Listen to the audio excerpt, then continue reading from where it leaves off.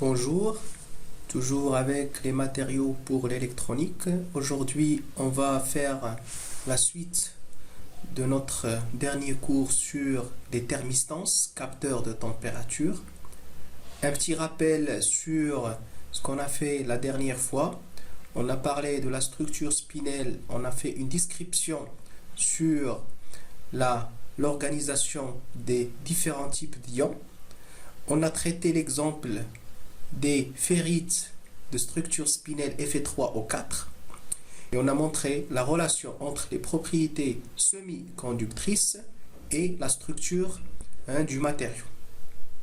L'exemple qu'on a traité, on a montré par exemple, d'après le calcul des énergies de stabilisation et d'après la théorie du champ cristallin, que Fe3O4 est un semi-conducteur, c'est-à-dire dans les sites octaédriques, nous avons deux ions du fer, Fe2+ et Fe3+, et au moment où on a un échauffement par exemple du matériau, on a un saut des électrons entre ces deux sites, et c'est pour ça on parle d'un matériau semi-conductrice.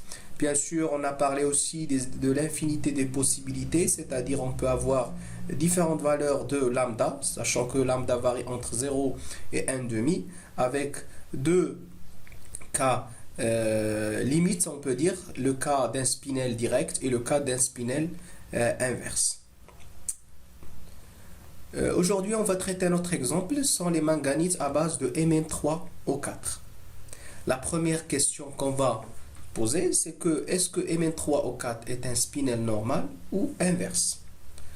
C'est-à-dire, est-ce que j'ai cette structure, j'ai Mn3+, Mn2+, dans les sites octaédriques, à ce moment-là, je peux dire que j'ai un spinel inverse semi-conducteur, ou bien j'ai les deux Mn3+, c'est-à-dire les deux ions Mn3+, dans les sites octaédriques. À ce moment-là, je parle d'un spinel normal, isolant, c'est-à-dire je ne peux pas avoir un saut d'électrons. Pour répondre à cette question, c'est comme le cas qu'on a vu la dernière fois, il suffit de faire le calcul de l'énergie de stabilisation de Mn3+, c'est-à-dire voir son attirance vers les sites octa ou bien vers les sites tétra. Si vous pouvez faire le calcul, et on peut voir ici, si on fait le calcul, que l'énergie de stabilisation de Mn3+ dans les sites octaédriques égale moins 0,6 delta 0. Dans le cas d'un champ tétraédrique, on trouve qu'on a moins 0,17 delta 0. La conclusion de ce calcul, la conclusion qu'on peut tirer, c'est que les Mn3+ ont plus d'attirance vers les sites octaédriques. La réponse, c'est que le spinel, ou bien le matériau Mn3O4 possède la structure spinelle, mais c'est un spinel normal, isolant. Donc, ce n'est pas un semi-conducteur. La question qu'on peut se poser, comment peut-on rendre Mn3O4 semi-conducteur? C'est-à-dire avoir des ions de manganèse avec 2 degrés d'oxydation différents. La réponse, c'est que on peut faire de la substitution, c'est-à-dire faire des solutions solides. Et là, on peut introduire les ions de Ni2+. C'est un ion qui a plus d'attirance vers les sites octaédriques, d'après le calcul des énergies de stabilisation, c'est-à-dire d'après la configuration électronique de Ni2+, je peux faire le calcul de l'énergie de stabilisation dans les sites octa et dans les sites tétraédriques pour déduire l'attirance de l'ion. Une fois on a calculé cette énergie, on trouve que Ni2+ a plus d'attirance vers les sites octaédriques. Vous allez me dire, mais comment on va le rendre semi-conducteur avec l'introduction d'un tel ion? La réponse est que, donc vous allez voir, si on fait la substitution d'un ion, ou bien de deux ions, d'un ion Mn3+ par un ion Ni2+. Déjà, vous pouvez remarquer que le degré d'oxydation du Mn ici c'est 3+, le degré d'oxydation du nickel c'est 2+. Donc on a un défaut de charge, de charge plus. La réponse c'est que pour compenser ce défaut de charge, c'est que un ion Mn3, un ion Mn3+, il va s'oxyder en Mn4+. Donc 2 fois 3, 6 charges plus, 2 plus 4, 6 charges plus. D'accord? Je répète, la substitution d'un ion Mn3+, par un ion Ni2+, il va se traduire par l'oxydation d'un ion Mn3+, pour assurer la neutralité des charges, ou bien la neutralité électrique. Et à ce moment-là, la nouvelle formule structurale de notre matériau est la suivante. Regardez ici. Donc, je vais substituer deux ions Mn3+, par X Mn4+, X Ni2+. Le résultat, c'est que dans les sites octaédriques, vous pouvez voir qu'on a Mn3+, et on a Mn4+. Ce qu'on cherche, c'est-à-dire avoir un matériau semi-conducteur. Et le mécanisme de conduction, bien sûr, comme dans le cas de Fe3O4, on a un saut d'électrons entre deux sites octaédriques.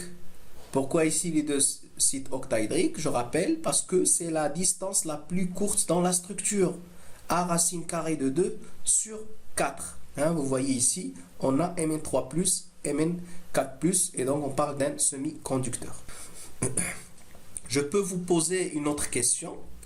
C'est dans quel cas je peux avoir un maximum de conductivité, ou bien je peux avoir un minimum de résistivité, sachant que sigma égale 1 sur ρ, ou bien l'inverse. Si vous regardez ici la formule structurale, dans quel cas je peux avoir un maximum de conductivité? C'est très simple. C'est le moment où je vais avoir autant de Mn4+ que Mn3+. Regardez ici. Donc si je fais 2 moins 2x égale à x, c'est-à-dire j'ai le nombre d'ions Mn3+ égale le nombre d'ions de 4+. À ce moment, je vais avoir un maximum de sauts d'électrons. Et si je mets cette équation, donc je vais trouver x égale à 2 sur 3. C'est-à-dire pour x égale à 2 sur 3, je vais avoir un maximum de conductivité ou bien un minimum de résistivité. Toujours avec les mécanismes de conduction, regardons ici l'expression de la conductivité électrique. Sigma égale à NE mu égale aussi sigma 0 exponentielle moins delta E sur 2kt.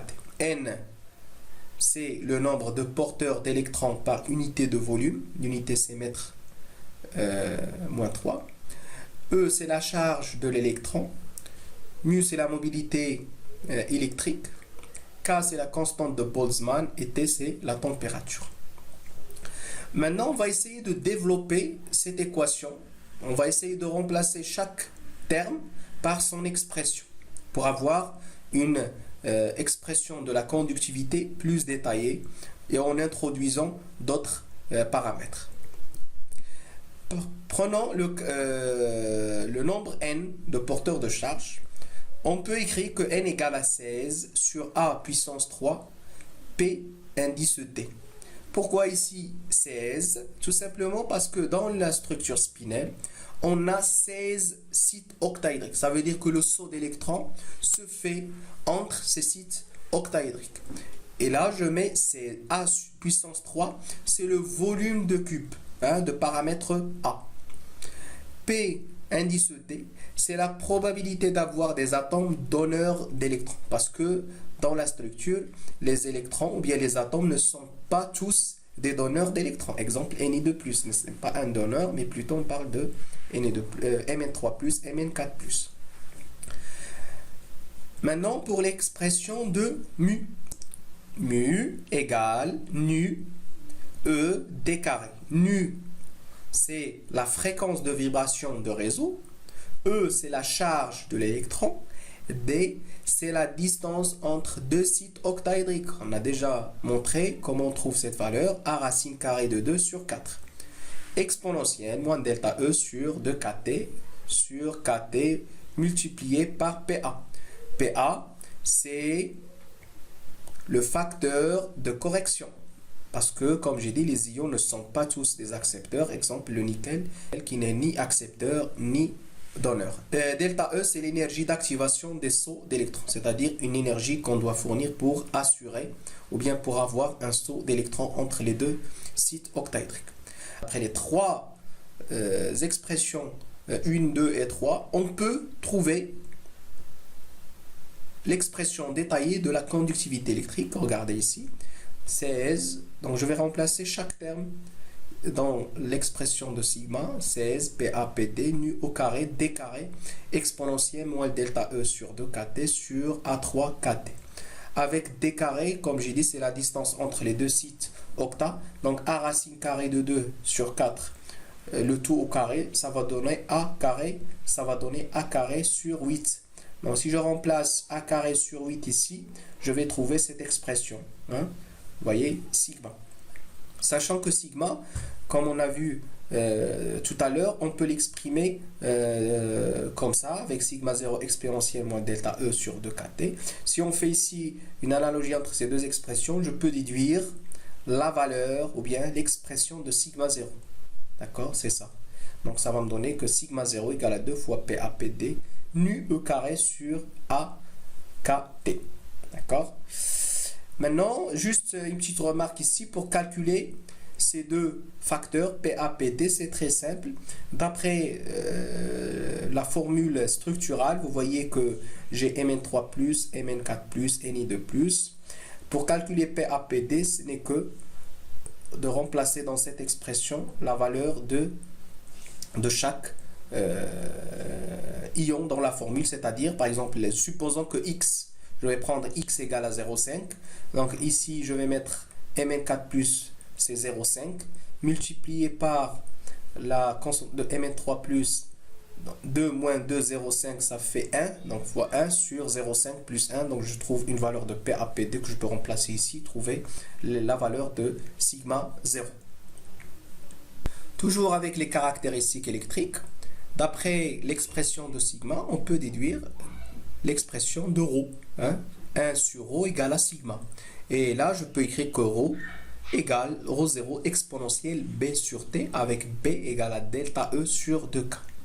Ce B-là a une importance dans les thermistances parce qu'on l'appelle la constante énergétique ou bien l'indice de sensibilité thermique.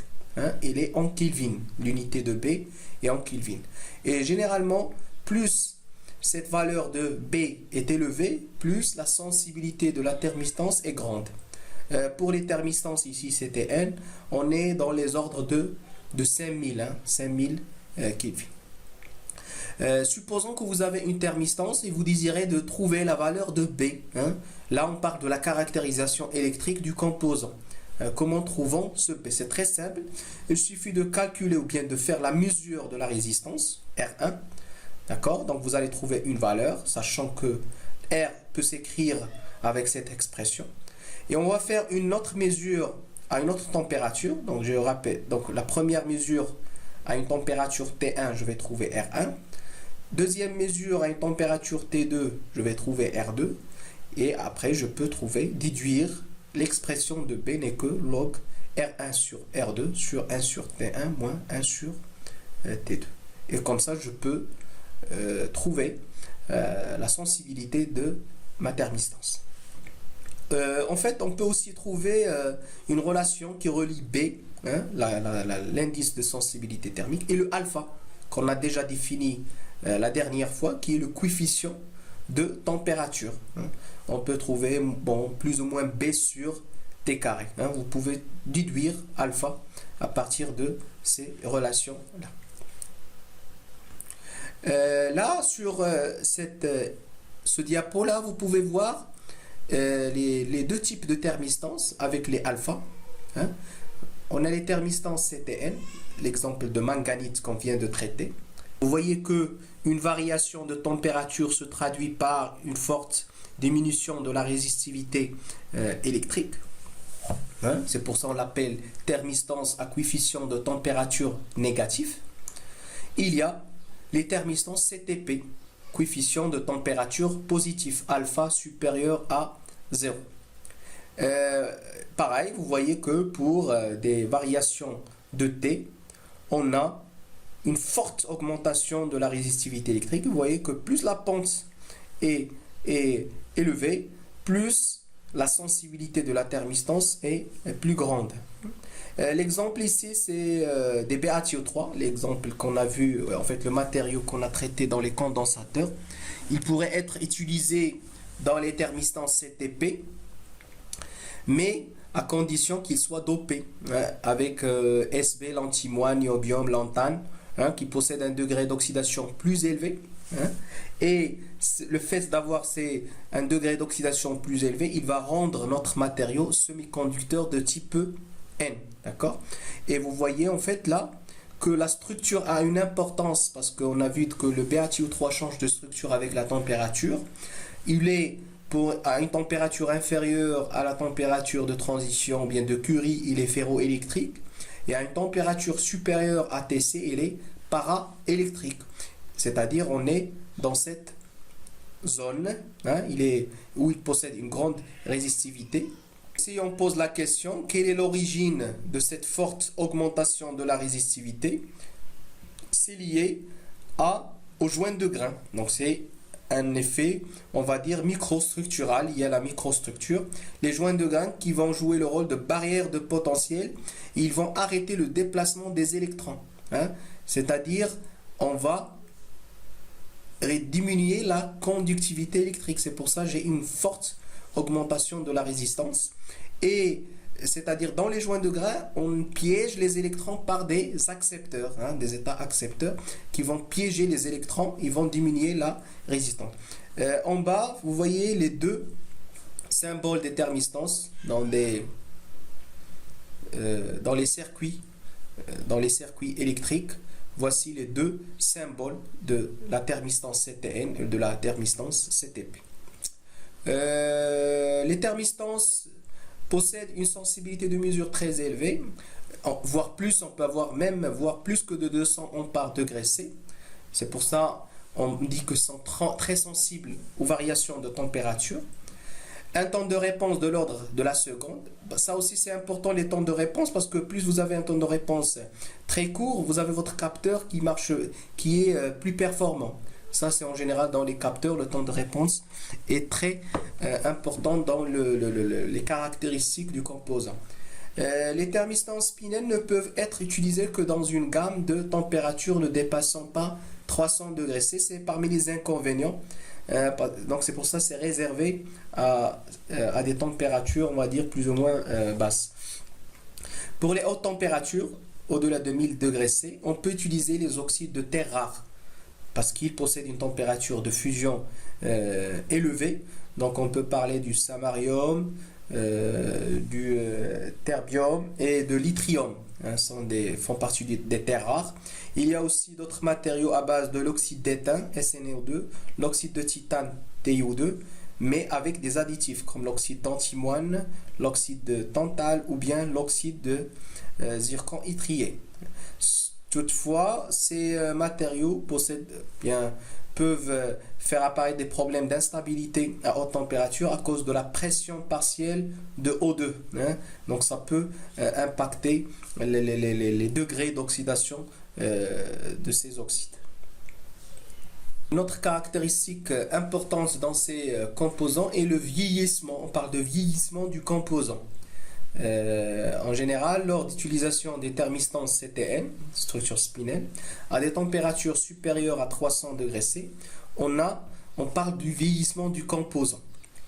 Pour parler de quoi s'agit-il, ou bien pour vous montrer c'est quoi ce vieillissement, il suffit de faire des mesures de delta R sur R, la variation de la résistivité ou de la résistance en fonction du temps.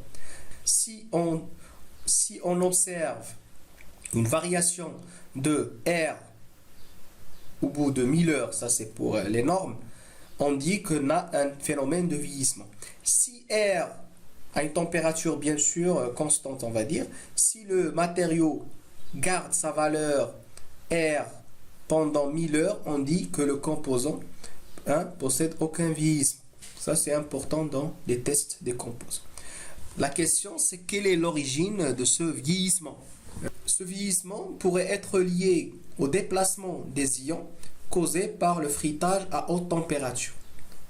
Par exemple, dans le cas du système manganèse-nickel, au cours de frittage, les ions peuvent se déplacer. Rappelez-vous, dans la formule structurale, on a dit que dans les sites octaédriques, vous avez des Mn3+, Mn4+, et Ni2+, tous dans les sites octa. Au cours de frittage, on peut avoir des déplacements des ions, c'est-à-dire un ion qui va quitter le site octaédrique et il va aller occuper un site tétra. Et là, c'est-à-dire avoir ce déplacement, va bien sûr modifier les propriétés électriques et notamment les propriétés semi-conductrices. C'est pour ça le composant il va montrer des phénomènes de vieillissement. Aussi, il pourrait être lié, toujours le vieillissement, à la présence de défauts intragranulaires qui peuvent jouer le rôle de barrière vis-à-vis la mobilité des ions. C'est-à-dire, des fois, on a des défauts, comme vous savez, différents types de défauts qu'on trouve dans les matériaux en général, les joints de grains, défauts microstructuraux, et ces défauts, donc ils vont limiter la mobilité des ions. Et donc forcément, je parle de la mobilité, forcément la conductivité, bien la résistivité va changer au cours de la mesure ou bien d'un chauffage du composant. Voilà, donc jusque-là, on a vu des exemples ou bien des caractéristiques électriques des thermistances CTN ou CTP avec quelques problèmes qui peuvent être rencontrés dans la mesure, comme l'exemple du vieillissement. Maintenant, on va voir comment on élabore une thermistance. Vous allez voir, c'est typiquement comme n'importe quelle céramique, c'est les méthodes, c'est les étapes classiques. Surtout quand je parle de la voie solide, c'est-à-dire en utilisant des poudres. Donc il suffit d'avoir une matière première, c'est comme le cas dans les condensateurs céramiques. On a vu les différentes étapes, ou bien les étapes d'élaboration de titanate d'un condensateur à base de BaTiO3. C'est typiquement les mêmes étapes, c'est-à-dire il faut avoir, par exemple dans notre cas, si on veut faire une thermistance à base de manganite, l'exemple qu'on vient de traiter, donc, il faut des poudres d'oxyde de Mn et l'oxyde de nickel, c'est-à-dire on va faire le pesage après qu'on a déterminé la valeur de X, c'est-à-dire la substitution de Mn3O4 pour avoir des propriétés semi-conductrices. Donc on va mélanger ces deux oxydes, ils vont subir par la suite un traitement thermique de calcination, c'est pour générer les phénomènes de diffusion de la matière à haute température. Après on fait du broyage, du tamisage pour contrôler la granulométrie, la taille des grains à travers des tamis. Après on ajoute un liant organique. Quel est un liant organique? C'est pour faciliter la mise en forme de la pièce. Après l'ajout des liants, donc on va tout mettre dans une pastilleuse par exemple pour avoir une forme cylindrique de pastille qu'on va presser après donc des quelques mégapascales. Par la suite, après le pressage, on fait du frittage, donc environ 1100 degrés, 1200 degrés C. Et après le frittage, on a notre matériau céramique. Et l'étape suivante, donc une fois on a élaboré notre pastille, on peut la métalliser. Donc on peut appliquer une couche du lac conductrice à base d'argent, platine. C'est pour faire des mesures électriques. C'est comme ce qu'on a vu dans le cas des condensateurs. Voilà donc les différentes étapes d'élaboration d'une thermistance, soit CTN ou CTP. À la fin, voici quelques exemples d'applications.